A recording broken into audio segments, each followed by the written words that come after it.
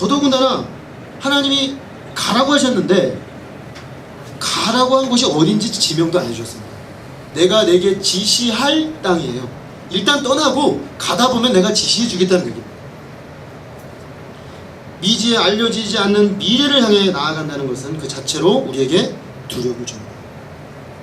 그런데 미래 속으로 들어가는데 그것이 어딘지도 알지 못하고 나가야 되는 것입니다.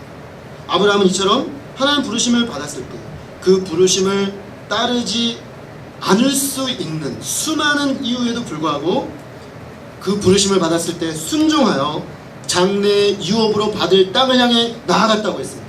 오늘 말씀에는 순종하여 장래의 유업을 받을 땅에 나아갔다 이렇게 되어 있는데, 창세기 1, 2, 3장 하나님의 약속이 주어지고 창세기 12장 4절에 뭐라고 되냐면 아브라함은 여호와의 말씀을 따라갔고 라고 되어 있습니다. 그는 하나님의 말씀을 따라가지 않아도 돼, 이 부르심에 반응하지 않아도 돼, 수천 가지 이유를 가지고 있었지만 그 모든 이유에도 불구하고 하나님께서 그 내면에 인격적이고 항거할 수 없는 말씀으로 부르실 때 반응했습니다. 이것이 믿음입니다. 하나님이 내가 어떤 여러가지 따르지 않을 여러가지 수많은 수백 가지 수천 가지 이유가 있지만 인격적으로 나를 향하여 내 심령 중심에 말씀하실 때 내 마음에서부터 저항할 수 없는 하나님의 항거할 수 없는 은혜의 역사로 말미암아 따르게 되는 역사, 그게 믿음입니다. 그러므로 믿음은 반드시 순종으로 나타납니다. 다른 모든 조건이 좋아도 하나님께서 말씀하시지 않으면 움직이지 않는 것, 그게 순종입니다. 다른 모든 조건이 다 나빠요. 그러나 하나님이 말씀하시면 움직이는 것, 그것입니다. 하나님의 말씀에 순종하는 것은 하나님의 말씀의 권위를 다른 그 어떤 조건보다 가장 중요한 권위로 인정하는 것입니다. 사실 이렇게 하나님의 부르심에 순종으로 반응하는 것은 하나님이 살리신 사람들에게 주어지신 은혜의 핵심입니다. 하나님이 살리신 사람들은, 하나님의 생명이 들어간 사람들은 말씀에 반응하는 힘이 생깁니다. 살아있기 때문이죠. 죽어있는 사람은 일단 말씀이 들리지 않습니다. 죽어있는 사람은 말씀이 들려도 이쪽으로 들어와서 이쪽으로 나가버립니다. 죽어있는 사람은 말씀이 들어오나 반응할 수 없습니다. 그러나 살아난 사람은 말씀이 들립니다. 말씀이 내 내면을 칩니다. 말씀이 내 인격적인 하나님의 음성으로 들립니다. 그래서 다른 여러 가지 조건이 다 있으나 나는 따르지 않을 수 없게 되는 거죠. 그 은혜가 사람들로 하여금 다른 그 무엇이 아니라 내 마음 중심에서 말씀하시는 하나님의 그 음성을 따라가게 하는 것입니다. 사실 아브라함의 순종은 즉각적으로 이루어진 것처럼 보입니다. 창세기를 보면 하나님이 말씀하셨을 때 아브라함이 그 말씀을 따라갔고, 아브라함은 역시 믿음의 사람이라 바로 그 자리에서 일어나서 아멘 하고 따라갔구나, 이렇게 생각하기 쉽습니다. 그러나 우리가 창세기와 사도행전을 같이 살펴보면은 아브라함의 순종은 즉각적이지 않았고 순차적 점진적이었습니다.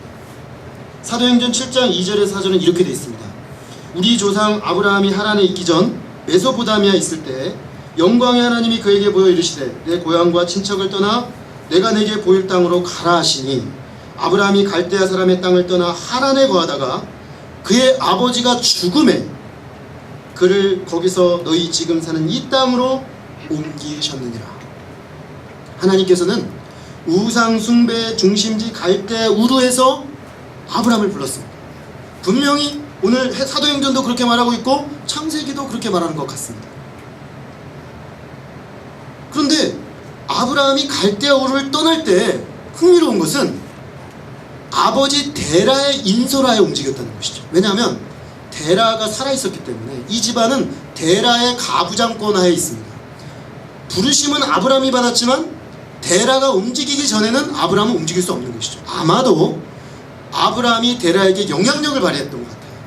아버지, 하나님께서 저에게 우리 본토 친척 아버지 집을 떠나라고 하시는데 떠납시다. 데라가 들었는데 그래? 그래서 떠난 거죠. 데라 인솔하에 떠난 거예요. 근데 어디까지 갔냐면 하란이라는 곳까지 갔어요. 그리고는 아버지 데라가 요지부동 안 움직이는 거예요. 그래서 오늘 본문에 보니까 데라가 죽음에 이렇게 써요. 데라가 하란에서 죽음에 그때 아브라함이 다시 움직였어요.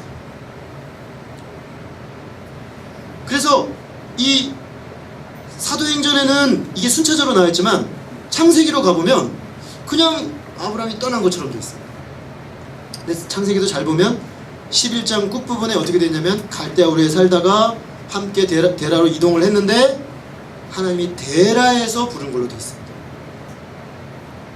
그러면 하나님이 갈대아 우르에서 부르신 건지 데라에서 부른 건지 헷갈리죠.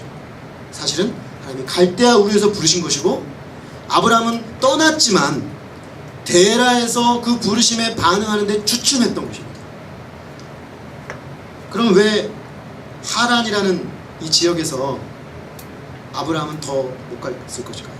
더 정확히 말하면 왜 아버지 데라는 하란을 벗어나는 것을 그토록 싫어했을까요? 지도를 보면 잘 이해가 됩니다. 지도를 보시면 갈대아 우르는 오늘날 정확히 이 갈대아 우르와 이 하란은 정확히 오늘날 지명으로 보면 이라크 땅입니다. 이라크 땅인데 갈대아 우르는 저 동남쪽 끝에 있습니다. 하란은 서북쪽 끝에 있습니다. 그러니까 하나님이 갈대아 우르에서 아브라함을 불러서 끌고 갔는데 데라가 아브라함 때문에 가다가 하란을 딱 온 다음에는 못 나가는 거예요. 왜냐? 여기까지가 갈대아 문명권이에요.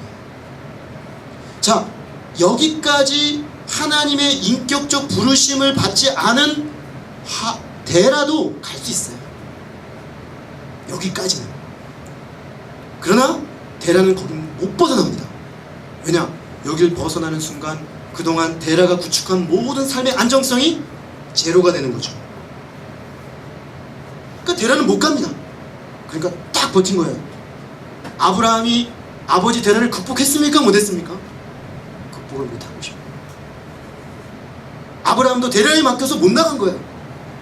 근데 데라가 죽고 아브라함은 정말 하나님의 첫 부르심 앞에 온전히 순종하여 갈대아 문명을 벗어났습니다.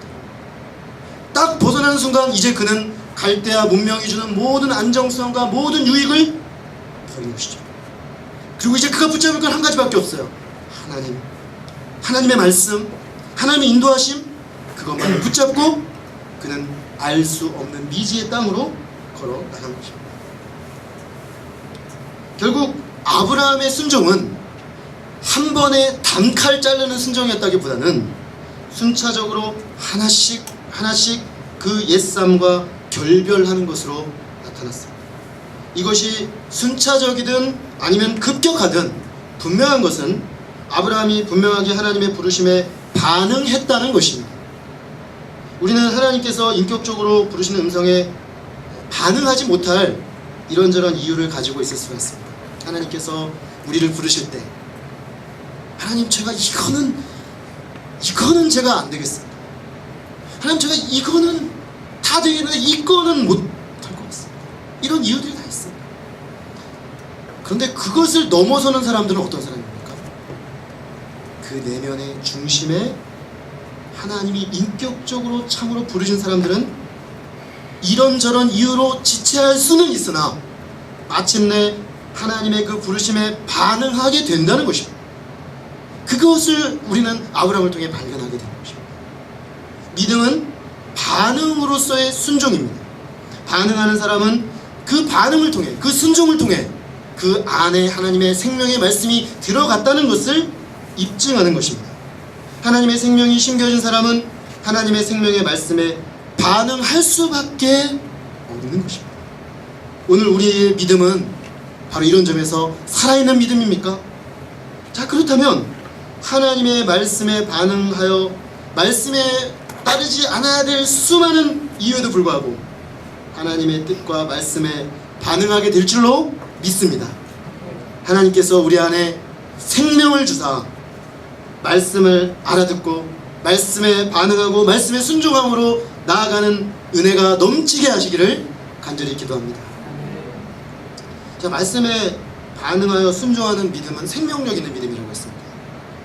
그리고 이런 생명력 있는 믿음은 모험하기를 두려워하지 않습니다.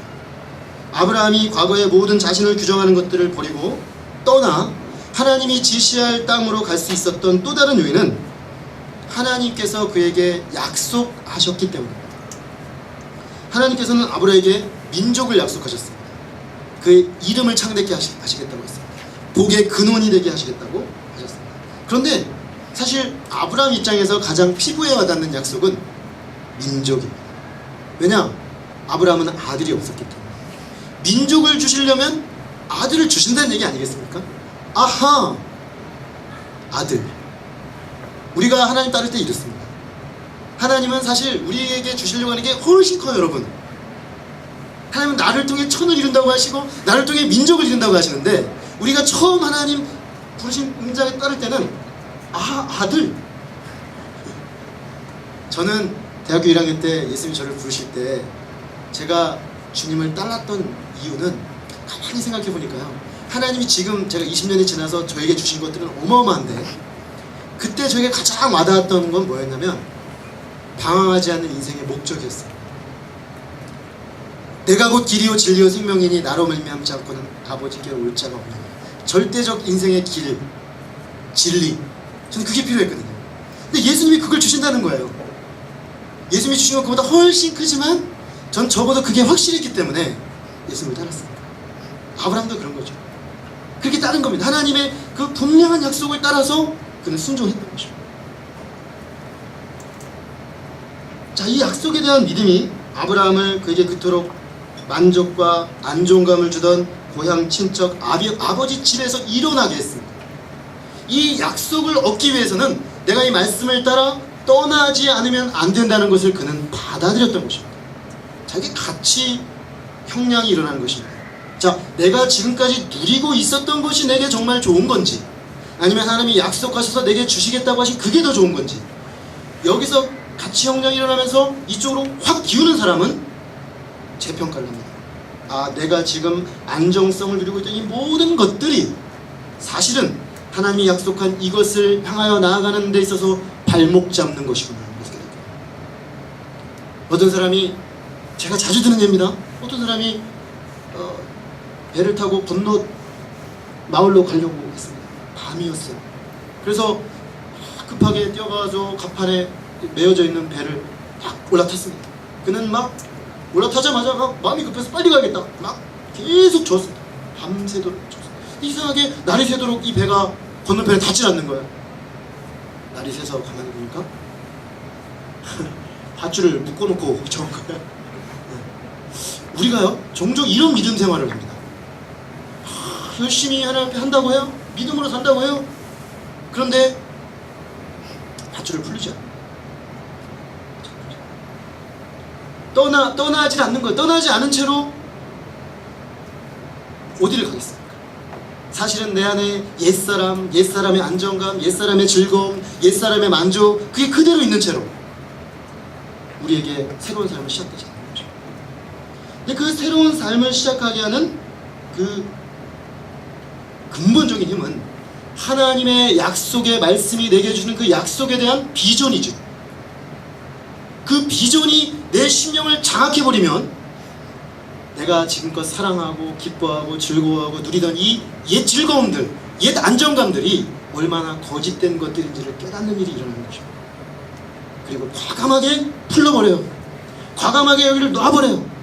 그리고 조금 두렵지만 노를 탁 저으면서 앞으로 쫙 나가는 것입니다. 저는 종종 이걸 풀러버리고 한번 쫙 저으면서 나가는 우리 형제 자매들을 보는 경우가 있는데 그래서 막 박수 치고 너무 기뻐서 드디어 시작했구나. 고생할 거야. 망망대해서 고생도 할 거야. 그러나 너의 그 삶은 얼마나 멋진 삶이니. 야, 네가 앞으로 걸어나갈 그 믿음의 그 항해는 얼마나 멋지니? 저 그런 감격이 보여요. 고생하지만 하나님의 약속을 붙잡고 비전을 붙잡고 저 소망의 항구에 이르기까지 우리는 가는 겁니다. 이게 믿음의 삶이에요. 사실 아브라함은 믿음의 삶을 그가 살았다고 하고 믿음의 사람이라고 하지만 아브라함의 믿음의 여정 전체를 놓고 보면 아브라함 안에 이 약속의 말씀이 살아있을 때는 어땠습니까? 그는 아주 쾌속선을 탄 듯이 쫙쫙, 그죠? 지금 충주에서 조정 경기가 벌어지고 있는데요. 쫙 밀고 나가는 것처럼 10명의 선수가 쫙쫙쫙 하면서 가잖아요. 막 그렇게 나와요. 그럴 때는 언제냐? 약속의 말씀이 살아있을 때, 궤도 이탈 없이 쫙쫙쫙 나와요. 그런데 아브라함의 삶을 이렇게 우리가 보면은 종종 그는 궤도를 이탈합니다. 16년 가까이 이탈합니다. 15년 가까이, 그럼 완전히 이탈한 상태로 살기도 했어요. 휘청거립니다. 심지어 후퇴합니다. 왜 그랬습니까? 이 약속의 말씀을 놓쳤기 때문이에요. 쫙 나갔는데 가다가 어디로 가야 될지 잃어버린 거예요. 약속의 말씀을 놓쳐버린 거예요. 표대를 잃어버린 거예요. 그러니까 막 뒤로 돌아가기도 하고 막 옆으로 가기도 하고 그렇게 된 거죠. 결국 하나님의 약속의 말씀을 의지해서 한 걸음 한 걸음 나아가는 믿음의 삶, 그것이 모험의 형태로 나타나는 것을 알 수가 있습니다. 우리가 약속의 말씀을 붙잡고 나아가는 삶에는 분명한 약속이 있지만 여기에는 때때로 위험과 어려움이 닥쳐올 수 있는 모험의 가능성이 존재하는 것입니다. 아브라함이 말씀에 순종하여 아직 손에 주어지지도 않은 그저 약속의 형태로 주어진 장래 유업을 붙잡고 나갔을 때 그는 갈 바를 알지 못하고 갈 바를 알지 못했지만 그는 나갈 수 있었습니다.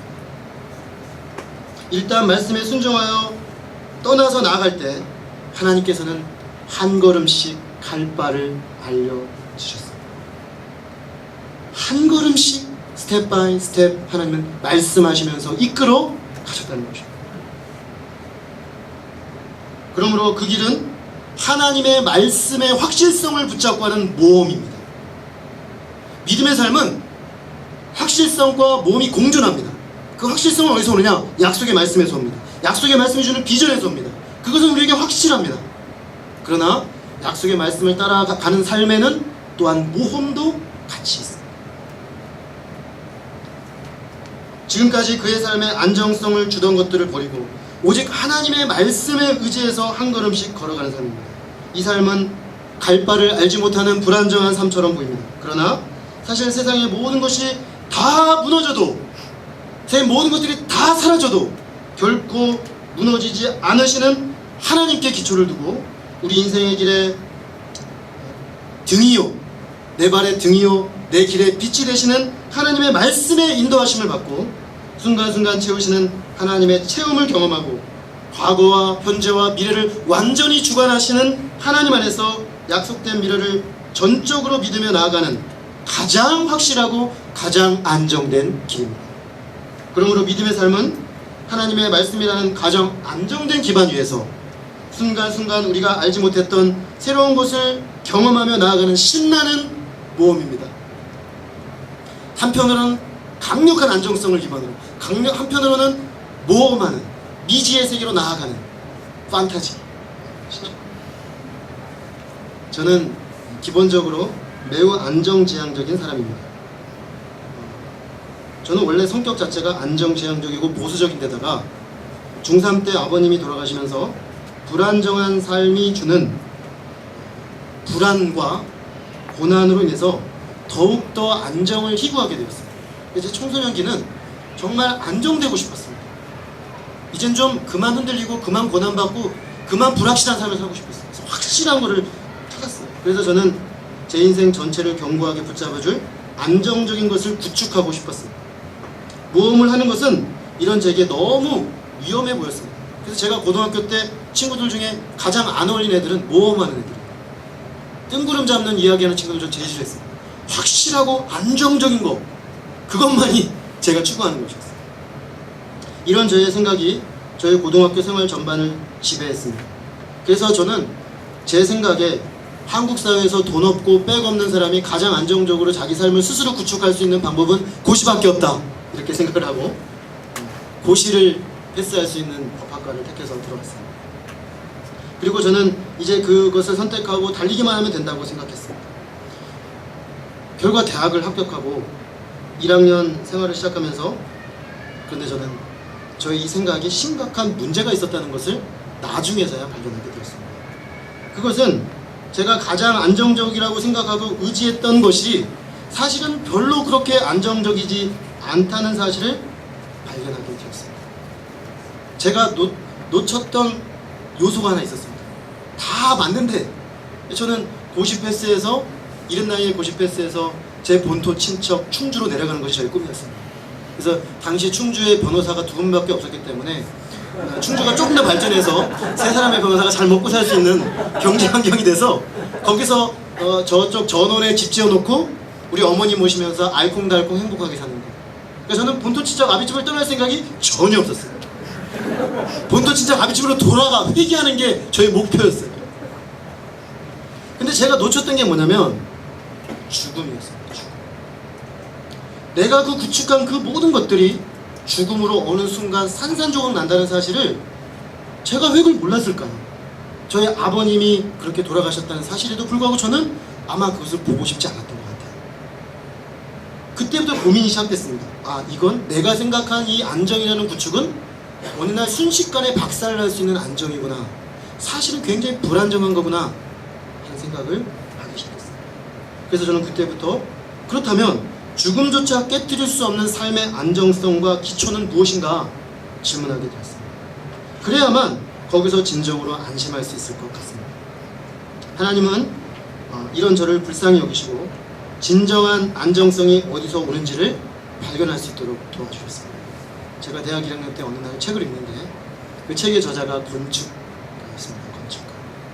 대학 시절에 건축학과를 전공한 사람이었어요. 그래서 이 사람은 늘 뭐에 관심이 있냐면 건물을 탄탄하게 올릴 수 있는 그 기초와 그 건물을 무너지지 않을 정도로 안정적으로 올릴 수 있는 방법이 뭘까? 즉 그는 영원한 안정적 건축의 그 요소가 뭔가를 고민하는 사람이었어요. 그러던 어느 날 이 사람은 그러면 인생의 가장 안정적인 그 안정성은 어디서 오는가? 그럼 영원히 사라지지 않는 것이 무엇인가? 그는 재료에 관심이 있잖아요. 그러니까 다 없어지지 않는 재료는 인생에 무엇인가라는 질문을 했다고 합니다. 그분이 얻은 답은 3가지였답니다. 첫째는 하나님이 영원하시고, 두 번째는 하나님의 말씀이 영원하구나, 세 번째는 하나님 앞에 말씀으로 부름받은 사람이 영원하다는 사실을 깨달았습니다. 그래서 이분이 진로를 바꿉니다. 하나님을 평생 잘 신뢰하고 말씀을 연구하여 그 말씀 앞에 반응하는 영원한 존재 사람을 세우는 일에 헌신했다는 거죠. 제가 찾던 바로 그거 아닙니까?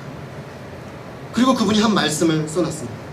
모든 육체는 풀과 같고 그 모든 영광은 풀의 꽃과 같으니 풀은 마르고 꽃은 떨어지되 오직 주의 말씀은 세세토록 있도다 하였으니 너에게 전한 복음이 이 말씀이다. 실로 그랬습니다. 풀은 시들고 꽃은 마르고 이 땅에 존재하는 모든 것들은 때가 되면 다 그 화려함을 잃고 그 기반을 잃고 사라집니다.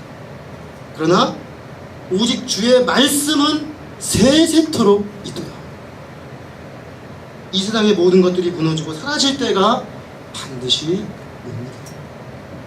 그러므로 이 세상에 있는 것들, 그토록 나를 강력하게 지지해주고 돌봐줄 것 같은 우리의 부모님들, 사람들을 의지하고 세상의 권세를 의지하고 돈을 의지하고 세상의 커리어를 의지하는 것은 헛되다는 것이 진실입니다. 이것이 진리이고 이 세상에 대한, 인생에 대한 본질적 진실입니다. 그러나 실로 하나님은 영원하시고 이 하나님의 말씀도 영원하고 이 하나님의 말씀 위에 굳게 선 사람들도 영원하다는 그 사실, 이것도 역시 또 다른 사실입니다. 저는 진정한 보수주의자요 안정지향의 사람으로서 진정한 답을 찾은 것입니다. 진정한 보수, 진정한 안정의 근거가 어디서 오는 것인가 하는 것을 찾았습니다.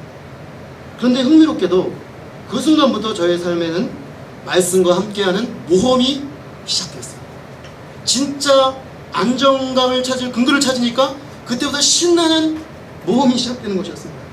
저는 본래 모험을 아주 싫어합니다. 그래서 우리 속담에 돌다리도 두드려보고 건넌다는 말 있지 않습니까? 저는 어떤 사람이냐면 돌다리를 열심히 두드려보고 난 다음에 안 건너고 사람들이 건너는 걸 지켜보는 사람이에요. 그래서 다 두드려본 다음에 일단 안심은 되는데 혹시 모르니까 다른 사람이 건너가는 거 보고 안 깨지는구나. 그러면 그때서야 건널까를 또 고민하는 사람이에요. 그러니까 얼마나 제가 모험을 싫어하고 확실성이 없는 것을 향해 사는 게 얼마나 저에게는 힘든 것인지 몰라요. 그런데 이런 스타일의 제가 주님의 말씀 위에 서서 지난 20년을 돌아보니까 제가 출발할 때 같은 자리에 있었던 친구들하고 비교해 보니까요, 저는 정말 스펙터클한 삶을 살았어요. 왜냐, 일단 제 동기들 중에 이쪽 길로 온 사람이 없고요. 적어도 한 3분의 2가량은 다 법조계 들어가 있고, 나머지는 다 대기업, 다 과장급 다 돼 있어요. 만나보면 다 그래요. 그러니까 그들이 추구할 수 있는 다 안정적 삶을 갖죠. 저는 근데 대학 졸업하면서 아무 타이틀도 없는 캠퍼스 목자 시작했고, 어느 날 갑자기 내가 캠퍼스 목자 하려고 했는데 공동체가 두 조각이 나가지고 갈 길을 잃어버리게 되었어요. 그래서 갈 길을 잃어버려가지고 고민하고 있는데 목사님이 신학교로 가라 그러셔서 고민하다가 순종해서 갔어요. 신학교에 가서도 저는 캠퍼스 사역을 해야 되는데 하나님은 자꾸 교회를 보게 해주시고 난 어떻게 해야 되지 고민을 하면서 많은 시간들을 보냈어요. 그리고 한 번도 가보지 않은 결혼의 길, 새아이 아버지가 되는 길, 그죠? 그거 누구도 한 번 가본 길이 아니야. 나에게 있어서 처음 가는 길이잖아요. 가만히 돌이켜보니까 제가 지금 이 자리에 와서 저는 지금 굉장히 안정적인 위치에 온 것 같아요. 어느새 저도 모르게. 그런데 이 위치에 오기까지 저는 정말 이렇게 저렇게 다양하게 모험하면서 옵니다. 그래서 지난 20년이 돌아보면 참 흥미로워요. 재밌어요. 그래서 힘들었던 것 같기도 한데 한편으로는 그 모험 중에서 하나님의 말씀을 체험하고 하나님의 인격을 경험하고 하나님의 은혜를 경험하면서 하나님의 부요함을 이제는 간증할 수 있게 되었습니다. 그리고 이제는 주님의 말씀과 함께 모험하는 삶이 단조롭지 않고 멋지다고 생각합니다. 그래서 요즘은 좀 모험을 즐기는 삶이 됩니다. 그래서 아마 그런 것 같아요. 우리가 서핑을 가면 처음에는 조금만 파도에도 이러잖아요. 근데 이게 한번 타보면 재밌거든요. 슉 떴다가 슉, 나중에는 아예 판을 놓고 거대한 파도를 향해 슉 달려들어가서 타고 내려오죠.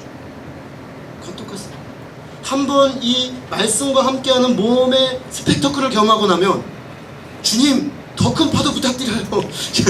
이렇게 되는 거죠. 주님, 제가 이번에 어떤 파도를 타고 주님의 능력을 경험할까요? 지금 제가 어떤 파도를 타고 주님의 지혜를 경험할까요? 이렇게 되는 거죠.